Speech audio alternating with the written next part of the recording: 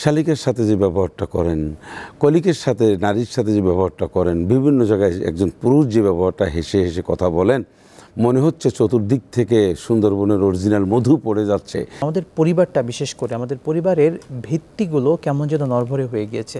পরিবারের মধ্যে শান্তি বলতে কোনো কিছু নেই। আমরা একটা অশান্তিমূলক পরিবার আমরা প্রত্যেকে বিরাজমান দেখতে পাচ্ছি। এই পরিবারকে সুন্দর করতে সিরাতের মাসে রাসূলের জীবন থেকে কি শিক্ষা আমরা দিতে পারি, যদি এটি বলতেন দর্শক। রাসূল সাল্লাল্লাহু আলাইহি সাল্লামের যে ভূমিকা ছিল, পরিবার এবং পারিবারিক একটা বইও রয়েছে মাওলানা আব্দুর রহিম রহমতুল্লাহ আলাইহি ওনার। তো এই বই আমাদের স্টাডি করলে আমরা সত্যিকার অর্থে বুঝতে পারবো যে পারিবারিক জীবন আমাদের কীভাবে হওয়া উচিত। আচ্ছা, রাসূলুল্লাহ সাল্লাল্লাহু আলাইহি সাল্লাম পারিবারিক জীবনের যে সূত্রগুলি, যে ভূমিকা তিনি রেখেছেন উত্তম একটি পরিবার গঠনে, কারণ নবীজি নিজেই বলেছেন যে আমার পরিবারে আমি একজন উত্তম ব্যক্তি, স্ত্রীদের কাছে আমি শ্রেষ্ঠতম ব্যক্তি। তো এটা নিজে বলতে তিনি মানে নিজে বলেছেন, অর্থাৎ তার কর্মকাণ্ড চরিত্র আমলটা এতটা বেশি ছিল। এবং তিনি বলেছেন তোমাদের মধ্যেও সেই ব্যক্তি যিনি তার স্ত্রীর কাছে উত্তম ব্যক্তি। এখন পরিবারটা আমাদের নড়বড়ে যেটা বলছেন সেটা সত্যিকার অর্থে পরিবারের মধ্যে ইসলামের দিক নির্দেশনা নেই, পরিবারের মধ্যে ইসলামের ফ্লেভার নেই।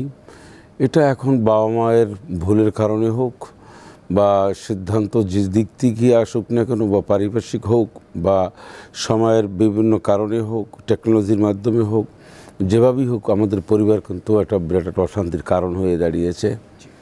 এদিকে ফিরে আসার জন্য নবীর সুন্নাহকে যদি পুঙ্খানুপুঙ্খানুভাবে পরিবারের প্রত্যেকটা সদস্য অনুসরণ করতাম, ফলো করতাম শুরু থেকে, তাহলে কিন্তু আমাদের পরিবারের মধ্যে যে একটা বিরাট অশান্তি, গাত্রদাহ, পরিবারের মধ্যে যে বিরাট ধরনের একটা ভাঙ্গন সৃষ্টি হয়েছে, তো এটা রোধ করার জন্য কোরআন এবং সুন্নাহ বা নবীজির আদর্শ এটা খুব জরুরি। যেমন আমি উদাহরণ দিয়ে আপনাকে বলি, রাসূলুল্লাহ সাল্লাল্লাহু আলাইহি ওয়াসাল্লাম যখন স্ত্রীর কাছে যেতেন তখন তার স্ত্রীরা সাজুগুজু অবস্থায় থাকতেন। তাকে যার যে নূতন পোশাক ছিল, পরিচ্ছদ ছিল, তারপরে যতটুকুন পরিষ্কার পরিচ্ছন্ন থাকা দরকার, তার এই বিছানাটা গুছানো, এটা করতেন। এখন আমাদের সমাজের অনেক নারীরা রয়েছেন, স্ত্রীরা রয়েছেন, এই কাজটা ওনারা করেন না। ওনারা সাজুগুজু করেন কখন? যখন ছেলে মেয়েদেরকে কলেজ, ইউনিভার্সিটি, স্কুলে নিয়ে যান, যখন মার্কেটে যান, অফিসে যান। কিন্তু ওই সময় তো সাজুগুজু করার সময় না। যত ধরনের আপডেট ড্রেস পরা দরকার সেটা স্বামীর সামনে পড়বে, এটাই নিয়ম, এটা জায়েজ তার জন্য। কিন্তু আমাদের সমাজে দেখা যায় অনেকের স্ত্রী যারা রয়েছেন তা এই কাজটা করেন না। আচ্ছা, ভালো ব্যবহার করা, নবীজির সাথে ভালো ব্যবহার তার স্ত্রীরা করেছেন এবং বিনয়ের সাথে কথা বলেছেন।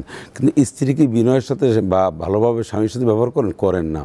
স্বামীর বন্ধুর সাথে ভালো ব্যবহার করেন, তো স্বামীর সাথে করেন না।